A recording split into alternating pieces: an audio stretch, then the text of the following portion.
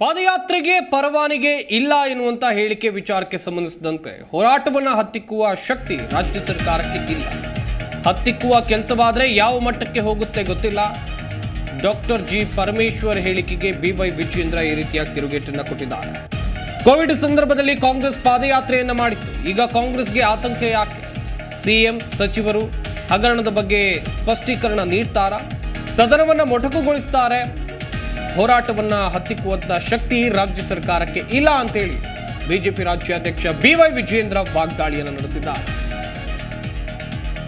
ಗಮನಿಸ್ತಾ ಹೋಗೋದಾದ್ರೆ ಹೋರಾಟವನ್ನ ಹತ್ತಿಕ್ಕುವಂತ ಪ್ರಯತ್ನ ಇಲ್ಲ ಆಗ್ತಾ ಇದೆಯಾ?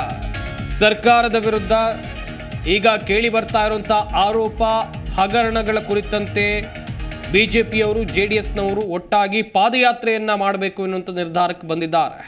ಸದ್ಯ ಈ ಹೋರಾಟವನ್ನ ಹತ್ತಿಕ್ಕುವ ಪ್ರಯತ್ನ ಆಗ್ತಾ ಇದೆಯಾ ಎನ್ನುವಂತ ಪ್ರಶ್ನೆ.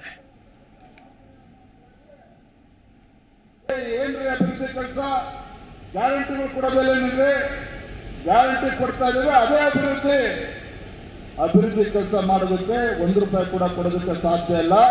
ತಾಳ್ಮೆಯಿಂದ ಇರಿ ಅಂತ ಹೇಳಿ ಸ್ವತಃ ಮುಖ್ಯಮಂತ್ರಿಗಳು ಆಡಳಿತ ಪಕ್ಷದ ಶಾಸಕರು ಹೇಳಿ ಕಳಿಸ್ತಾ ಇರ್ತಕ್ಕಂಥದ್ದು ಕೂಡ ಅನೇಕ ಉದಾಹರಣೆಗಳನ್ನು ನೋಡಿದ್ದೇವೆ ನಾವು. ಒಂದು ಕಡೆ ಅಭಿವೃದ್ಧಿ ಅಂತಕ್ಕಂಥದ್ದು ಶುರುವೇ ಆಗಿಲ್ಲ, ಸ್ಥಗಿತ ಅಂತಕ್ಕಂಥದ್ದು ದೂರದ ಮಾತು. ನಮ್ಮ ಬಿಜೆಪಿ ಸರ್ಕಾರ ಇದ್ದಂಥ ಸಂದರ್ಭದಲ್ಲಿ ಕೊಟ್ಟಿರ್ತಕ್ಕಂಥ ಅನುದಾನಗಳನ್ನ ನಿಲ್ಲಿಸ್ತಕ್ಕಂಥ ಕೆಲಸ ಮಾಡಿದ್ರು. ಈ ಸರ್ಕಾರ, ಹೊಸ ಸರ್ಕಾರ, ಕಾಂಗ್ರೆಸ್ ಸರ್ಕಾರ ಬಂದಮೇಲೆ ಅಭಿವೃದ್ಧಿ ಅಂತಕ್ಕಂಥದ್ದು ಮರೀಚಿಗೆ ಯಾವುದೇ ಅಭಿವೃದ್ಧಿ ಕೆಲಸ ಕಾರ್ಯಗಳು ಯಾವುದು ಕೂಡ ಶುರುವೇ ಆಗಿಲ್ಲ. ಮತ್ತೊಂದು ಕಡೆ ಗ್ಯಾರಂಟಿಗಳು, ಯಾವ ಗ್ಯಾರಂಟಿಗಳ ಬಗ್ಗೆ ಇಡೀ ದೇಶಾದ್ಯಂತ ಪ್ರಚಾರವನ್ನು ತೆಗೆದುಕೊಂಡ್ರು. ನಮ್ಮ ಕರ್ನಾಟಕ ರಾಜ್ಯದಲ್ಲಿ ಕಾಂಗ್ರೆಸ್ ಸರ್ಕಾರ ಕೊಡ್ತಕ್ಕಂಥ ಗ್ಯಾರಂಟಿಗಳ ಬಗ್ಗೆ ರಾಜ್ಯದಲ್ಲಿ ಪ್ರಚಾರದ ಜೊತೆಗೆ ಇಡೀ ದೇಶಾದ್ಯಂತ ಪ್ರಚಾರವನ್ನು ತೆಗೆದುಕೊಂಡ್ರು. ಸ್ನೇಹಿತರೆ, ಗೊತ್ತಿರಲಿ ಯಾವ ಗ್ಯಾರಂಟಿಗಳ ಬಗ್ಗೆ ಮಾತನಾಡ್ತಾ ಇದ್ರು. ರಾಜ್ಯದ ಪರಿಸ್ಥಿತಿ ಏನಾಗಿದೆ ಅಂತ ಹೇಳಿದ್ರೆ, ಲೋಕಸಭಾ ಚುನಾವಣೆ ಮತದಾನ ಆಗ್ತಕ್ಕಂಥ 3 ದಿನ ಮುಂಚೆ,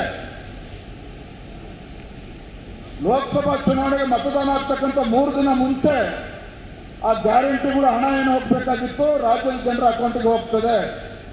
ಅದು ಎಲ್ಲರ ಅಕೌಂಟಿಗೆಲ್ಲ 30%, 40%, 50% ಹೋಗ್ತದೆ ಅಷ್ಟೇ. ಗೃಹಲಕ್ಷ್ಮಿ ಅದಾದ್ಮೇಲೆ ಅಲ್ಲಿಗೆ ಸ್ಥಗಿತ.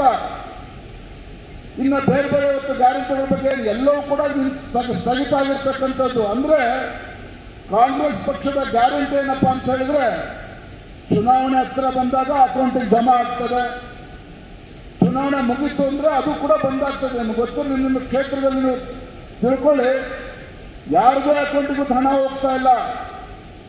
ಮತ್ತೊಂದು ಕಡೆ ಉಚಿತ ಬಸ್ ಅಂತ ಹೇಳ್ತಾ ಇದ್ದಾರೆ. KSRTCಗೆ 4,000 ಕೋಟಿ ರೂಪಾಯಿ ಇವತ್ತು ರಾಜ್ಯ ಸರ್ಕಾರ ಹಣ ಕೊಡಬೇಕಾಗಿದೆ KSRTCಗೆ.